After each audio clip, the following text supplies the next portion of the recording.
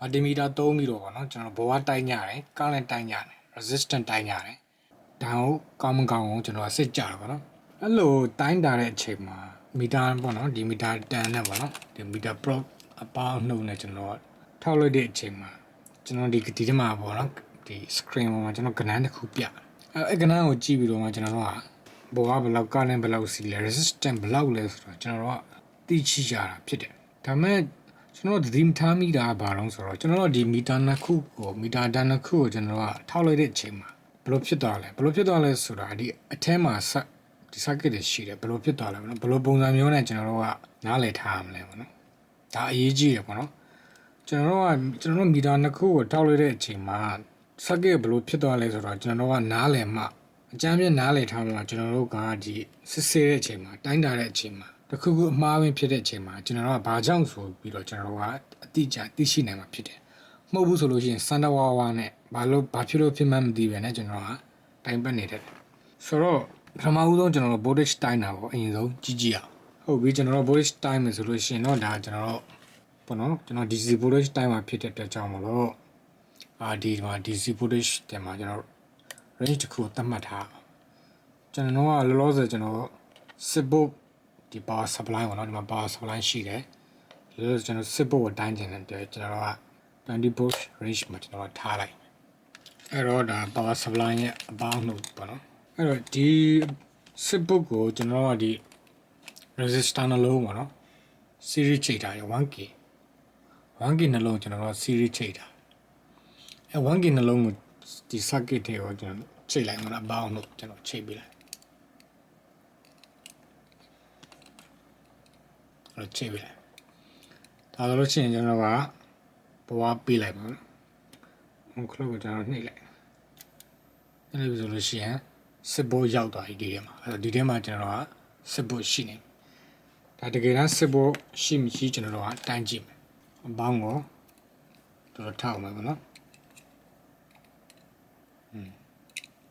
ထောက်လို့ချိန်မှာတစ်ဖက်ကတော့လက်နဲ့ထိတယ်တစ်ဖက်ကတော့လက်နဲ့မထိနေပေါ့နော်တိုင်းကြည့်မယ်ဆိုလို့ရှိရင်မီတာမှာဒီကျွန်တော်စစ်ဘိုးပြနေပေါ့နော်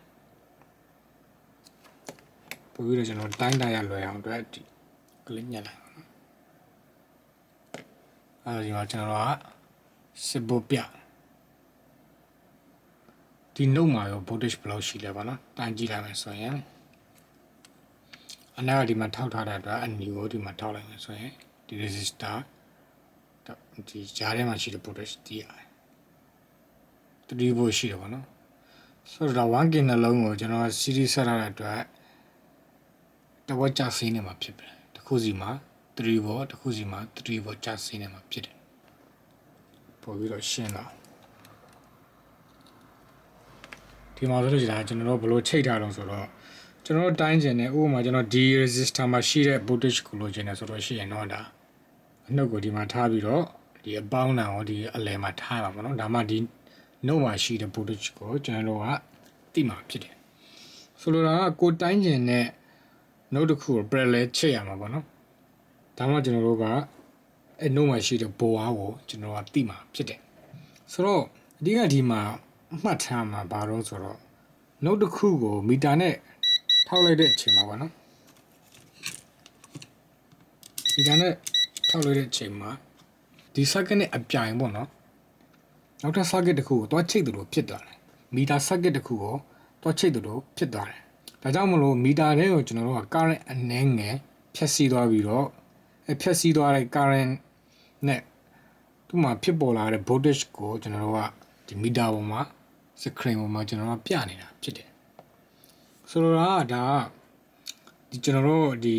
ကိုတိုင်းကျင်တဲ့ circuit နဲ့နောက်ထပ်အပြိုင်တစ်ခုပေါ့နော် circuit တစ်ခုဖြစ်သွားတယ်ဆိုတာကိုသိဖို့ပါပဲဒါဆိုလို့ရှိရင်ကျွန်တော်တို့ကတချို့ circuit တွေပေါ့နော်မီတာတိုင်းလိုက်တဲ့အချိန်မှာဘိုးကရုပ်တရက်ကျသွားတာပဲဖြစ်တယ်အဲ့ချိန်မှာကျွန်တော်ကဘာကိုနားလည်ရမှာလဲဆိုတော့ဘိုးကရုပ်တရက်ကျသွားတာကကြတော့မီတာတိုင်းလိုက်တဲ့အချိန်မှာကျသွားပါနော်အဲ့တော့ဒါ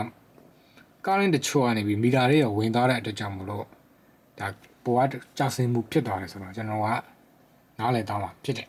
ဆိုတော့ဒါမီတာ voltage မိုးမှာထားပြီးတော့မီတာတိုင်းတဲ့အချိန်မှာ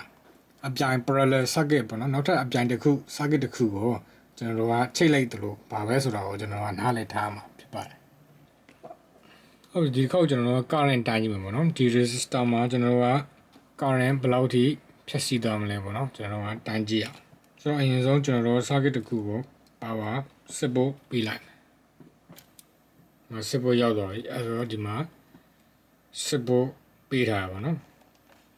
နောက်ပြီးကျွန်တော်အဲ့ဆိုရင်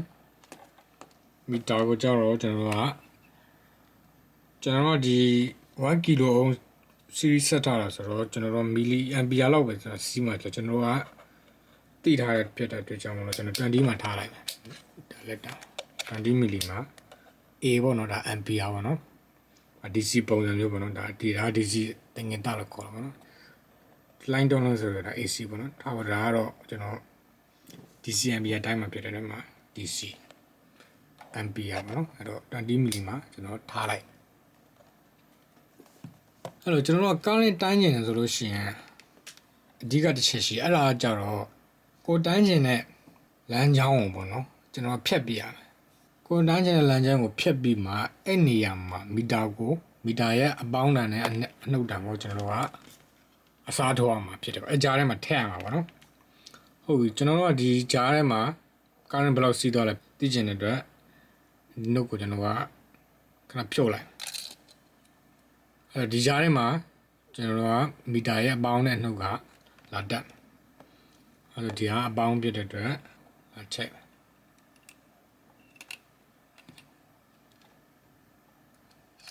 အဲ့တော့ဒီ power supply ရဲ့အနှုတ်နဲ့မီတာရဲ့အနှုတ်နဲ့လာချက်အဲ့တော့ဘယ်လောက်ပြတော့ဆိုတော့မှ3 milli ampere ပေါ့နော်3 milli ampere ဒီ circuit မှာစီးဆင်းနေတယ်ပေါ့ဒါကျွန်တော်တို့ဟိုပေါ့နော် ohms law အရ V/R နဲ့တွက်လိုက်မယ်ဆိုရင်ဒါ3 ampere milli ampere ရရှိမှာဖြစ်ပါတယ်အဲ့တော့ဒီမှာသိထားမှာခုနပြောတဲ့အတိုင်းပါပေါ့နော် current တိုင်းတဲ့ချိန်မှာကျွန်တော်တို့က series တိုင်းရမှာဖြစ်ပါတယ်ဆိုလိုတာကဒီမီတာထဲမှာ resistor အသေးလေးတစ်လုံးရှိပါတယ်အဲ့ resistor ထဲကိုနေပြီးတော့မီတာဓာတ်နဲ့တစ်ဆင့်ဖြည့်ဆည်းသွားမှာပေါ့နော်အဲ့ကြမှာကျွန်တော် current ဘယ်လောက်စီးလဲဆိုတာကိုမီတာကပြပေးမှာဖြစ်ပါတယ်ဆိုတော့ current တိုင်းတဲ့ချိန်မှာကျွန်တော်တို့ series တိုင်းရမှာပေါ့နော်ကိုတိုင်းခြင်းတဲ့ circuit ကိုဂျားထဲမှာဖြတ်ပြီးတော့မှ series တိုင်းရမှာဖြစ်ပါတယ်အဲဂျားတွေကိုမီတာရဲ့အပေါင်းအနှုတ်တန်ကိုထည့်ရမှာပေါ့နော် resistance တိုင်းကြည့်အောင်ပေါ့နော် resistance တိုင်းမယ်ဆိုလို့ရှိရင်ဒီမှာဆို ohm ကိုလိုက်ရှာပါနော် ohm ကိုတွေ့မယ်အထက်မှာကျွန်တော်မုတ်တစ်ခုယူရမယ်ကျွန်တော်က 1k ကိုတိုင်းမှာဖြစ်တဲ့အတွက် 2k ဒါမှမဟုတ် 20k မှာတော့ထားလိုက်ပြီးတော့ကျွန်တော်ဒီမှာ resistor ပေါ့နော်ဒီ resistor ကိုကျွန်တော် 1k resistor ကိုကျွန်တော်တိုင်းကြည့်မယ်ဘယ်လောက်ရှိမလို့အဲ့တော့တိုင်းကြည့်တဲ့အချိန်မှာ 0.96 kilo ohm ရှိတယ်ဆိုတော့ဒါ1 kilo ohm ပေါ့နော်ဟုတ်ပြီဒါက ohm scale မှာထားပြီးတော့ပေါ့နော် resistance တန်ဖို့ဖတ်လို့ရတယ်မနော်ဒါမှကျွန်တော်တို့သိထားမှာတစ်ခုကမီတာတန်တစ်ခုကြားထဲမှာကျွန်တော်ဘောကတစ်ခုထုတ်ပေးရဆိုတာထုတ်ပေးပြီးတော့မှကျွန်တော်ဒီ resistor ကိုကျွန်တော်ထိလိုက်တဲ့အချိန်မှာ current တစ်ခုကစီးဆင်းသွားတယ်စီးဆင်းသွားတဲ့အချိန်မှာအဲ voltage နဲ့စီးဆင်းသွား current ကို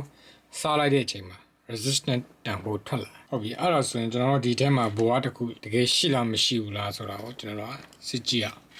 ဒါကျွန်တော်နောက်ထပ်မီတာ current meter တစ်ခုနဲ့ကျွန်တော်တိုင်းကြည့် current meter မှာ DC voltage ထားလိုက်မယ် DC ထားပြီးတော့ကျွန်တော်တိုင်းကြည့်လိုက်ပေါင်းဘာအနှုတ်ကိုနှုတ်အားကြည့်လိုက်မတန်ဝတ်တစ်ခုတက်လာနေရလားတော့မသိဘူး293မီလီဗို့ဒီမှာကျွန်တော်က293မီလီဗို့တက်လာတယ်ပေါ့နော်ဒီနှုတ်တစ်ခုကြားထဲမှာ293မီလီဗို့ 0.3 ဗို့လောက်တော့ရှိရပေါ့အဲ့လို 0.3 ဗို့လောက်ပေးပြီးတော့မှဒီ resistor ကို current ကိုဖျက်ဆီးစေပြီးမှဒီ ohms law ရ resistance ကိုတွက်တာဖြစ်ပါတယ်ဆိုတော့သိထားမှာကြာဘာတော့ဆိုတော့ resistance တိုင်းနဲ့ ohm ပုံပေါ့နော် ohm ပုံမှာဘောတစ်ခုကိုထုတ်ပေးတယ်ဆိုတော့ကျွန်တော်တို့ကသိထားမှာဖြစ်တယ်ဒါကြောင့်မလို့ကျွန်တော်တို့ကဒီ current စီးနေတဲ့လမ်းကြောင်းပေါ့နော် current စီးနေတဲ့ circuit balance တစ်ခုမှာ resistance တိုင်းမယ်ဆိုလို့ရှိရင်မတိုင်းတာကောင်းမတိုင်းရဘူးပေါ့ဗျာပြောရမှာဆိုရင်အဲ့တော့သူက current တစ်ခုစီးပြီဆိုလို့ရှိရင်သူရဲ့ circuit မှာလည်းပဲ voltage တစ်ခုရှိနေမယ်အဲ့လိုမျိုး voltage တစ်ခုရှိတဲ့အချိန်မှာ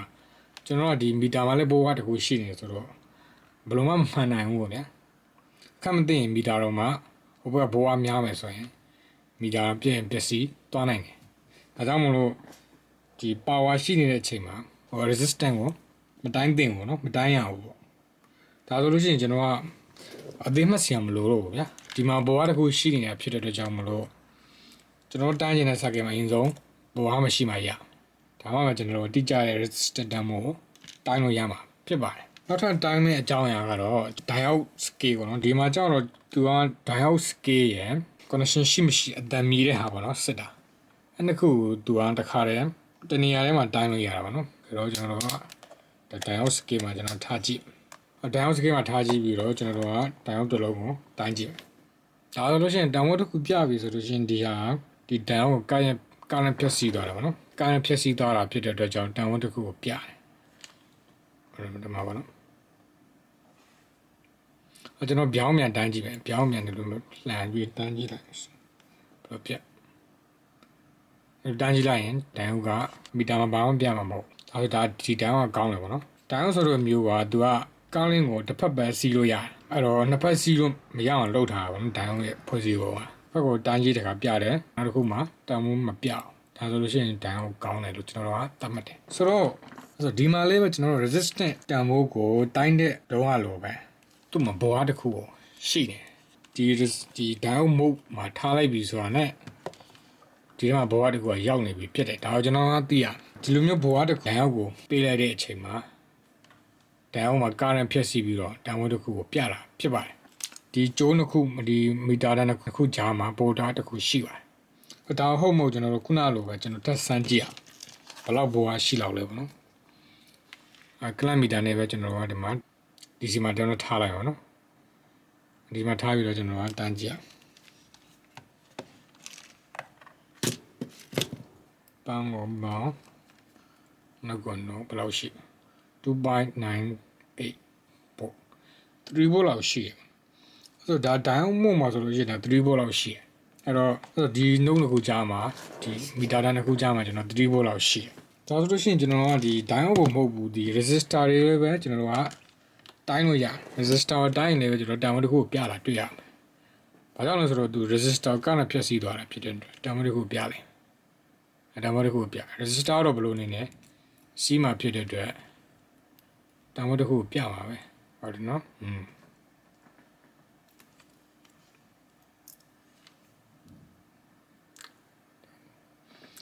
ဆိုတော့ဒါပါပဲဒီကြားထဲမှာဘဝတစ်ခုရှိတယ်ဆိုတော့ကျွန်တော်ကသိသိချင်တာဖြစ်ပါတယ်ပြောခဲ့တာအကုန်လုံးကိုပြန်ပြီးတော့အနှစ်ချုပ်ရမယ်ဆိုတော့ရှင်ဘဝတိုင်းတဲ့ချိန်မှာကျွန်တော်တို့လုတ်တစ်ခုကို parallel ချိတ်ရမယ်ပေါ့နော်နောက်တစ်ခုက current တိုင်းတဲ့ချိန်မှာကျွန်တော်က series ချိတ်ဆက်ရမယ်ပြီးတော့ resistance တိုင်းတဲ့ချိန်မှာကျွန်တော်တို့ကဒီ power ပိတ်ထားရမှာပေါ့နော်ဘာလို့ဆိုတော့သူကဘဝတစ်ခုကိုထုတ်ပေးတဲ့အတွက်ကြောင့်မလို့ဓာတ်အုပ်ကိုတိုင်းတဲ့ချိန်မှာလေးပဲကျွန်တော်ဘဝတစ်ခုကိုဒီမီတာတန်တစ်ခုကထုတ်ပေးတဲ့အတွက်ကြောင့်မလို့ power ပိတ်ပြီးတော့ပေါ့နော်တိုင်းတာကပိုကောင်းပါတယ်